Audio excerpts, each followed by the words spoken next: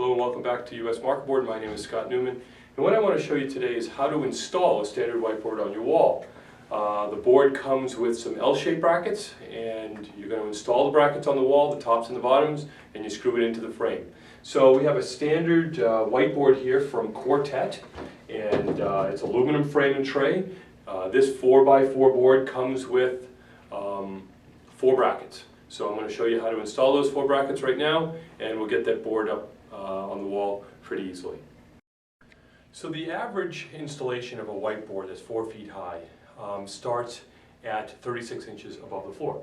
So you have your 36-inch bottom, and that's pretty standard in industry for most whiteboards. Now, of course, if you're installing a 5-foot high board, you need to make the determination as to whether you want it lower or whether you want the top of the board to be higher. But for a standard 4-foot high board, you want to put the installation 36 inches above the finished floor.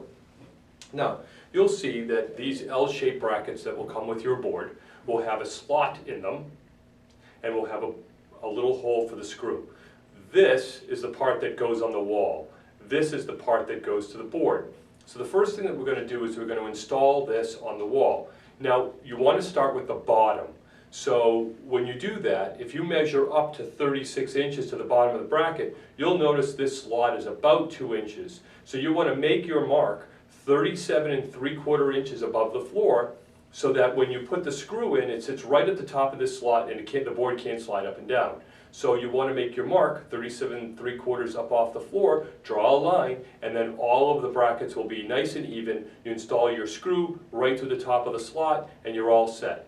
Now, when you go to install it, it's my recommendation for you to try to find the studs that are in the wall. Is that always going to happen? Probably not. So depending on the installation and the size of the board, you're going to need to determine what the best installation for you will be. More times than not, if you don't hit the stud in the wall, you're going to need either hollow wall anchors or drywall anchors. Things that will open up behind the wall and tighten down, so when you put the screw in it, it squeezes up against the drywall so it doesn't go anywhere. Plastic anchors are fine for small boards, which is what I'm going to use for this one, just because it's easy for me to show you in an installation how to do it, but it's really not recommended for bigger boards. You really want to use something that's more secure. So I'm going to go ahead and put the little holes in the wall, and I'm going to go ahead and put my couple bottom brackets in.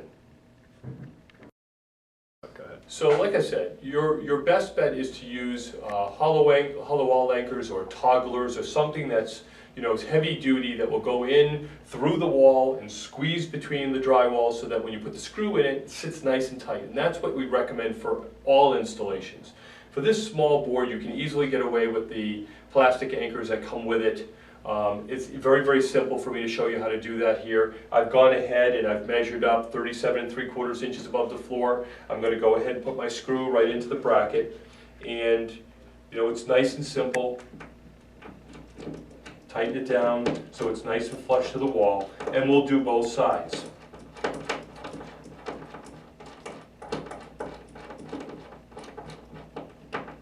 And that's nice and tight.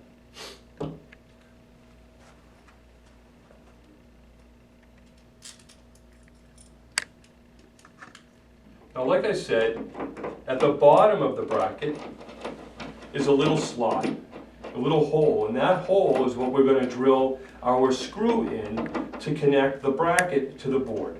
If you don't connect it, the board won't sit on the bracket. You have to screw the screw into the bracket, up into the board, and I'm going to show you that. So what I've gone ahead, and you'll see that I already put the top brackets up. So I've gone ahead and I put the bottom brackets up, and then I took my board and I rested it on the wall, and I drew a couple marks. And what I did here was, you'll notice that I put the screw in the middle of the slot, not at the top and not at the bottom. And what that does is it allows me to adjust the height before I go and tighten it down to the board. Once I put the board up, I'll tap this down so it sits snug against the board, and then I'll screw down into the hole into the board. So let's go ahead and take the board, put it up on the wall, and give it a whirl. Alright, so I'm going to take the board, I'm going to set it into the bottom brackets, I'm going to push down a little bit, tap down the top brackets, and I'm going to start the installation. It helps if you have a second pair of hands to do this, but if you don't, it should go pretty smoothly.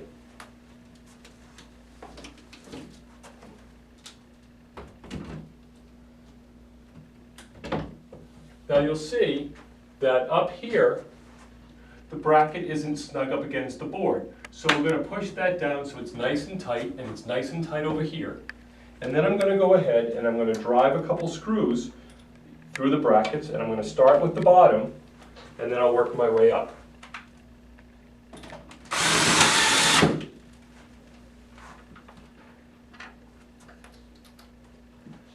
Now the screws that I'm using,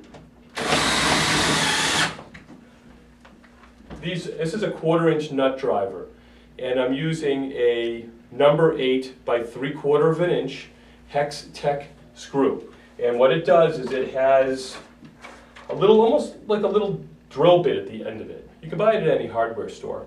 And I'm drilling right through the hole into the frame of the board, and it's holding it nice and snug to the bracket.